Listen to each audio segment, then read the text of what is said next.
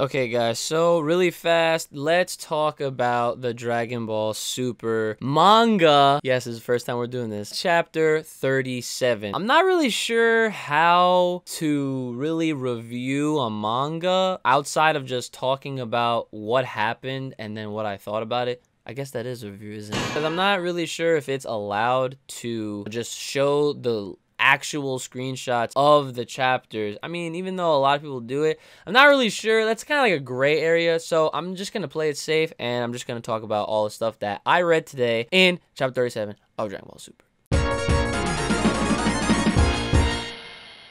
So my review, I read it this morning, and I gotta say that I love how the pacing of the manga is of the Tournament of Power. The manga actually goes on very fast, and right now, like I said, manga chapter 37, they are still in Tournament of Power, and last chapter, from what I can recollect, Frieza basically turned on Frost. They had like a little team up going on, and then basically towards the end of the chapter, Frost got deleted, and then bam, there you go. Frieza is still here, and Frost looking like the underling, non-superior version of their race. Of course, Frieza is still repping that Universe 7 strong. But in this chapter, the chapter was called...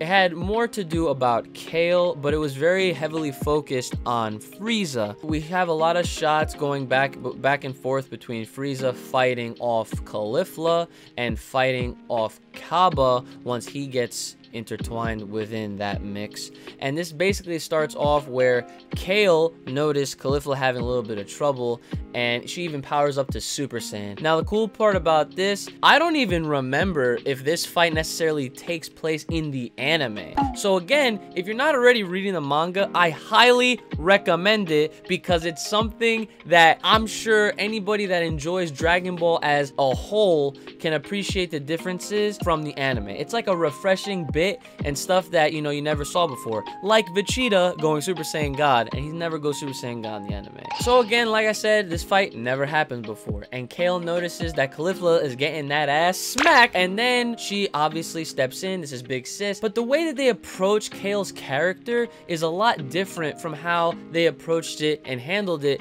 in the anime. In the anime, she was just very quiet and to herself and very timid, and that's it. But in the manga, she seems like she's not necessarily just timid and just afraid and scared or whatever. It's more like she's like that because of her respect and how she looks up to Caulifla. Because apparently in the story in the manga, which isn't really looked into as much in the anime, it seems like Caulifla saved Kaba and Kale in some incident that took place in Universe 6. Now, obviously, I don't really know. No one knows what that is unless they did reveal in the anime, and I just totally forgot about all of that. But she chooses to hold her inner strength back, and she realizes how strong she is. In the anime, it seems like she's not even aware of the power that is dwelling within her. In the manga, it's almost like she's fully aware that she has this crazy, outstanding, overwhelming power that she chooses to suppress and hold back. And when the time comes, and we all know what we're talking about, the Broly-esque version, this is the Broly canon, Kale comes out full Super Saiyan, and I'm loving the model. Now, you know what? I have to show this. I'm not gonna lie, I have to show this. The model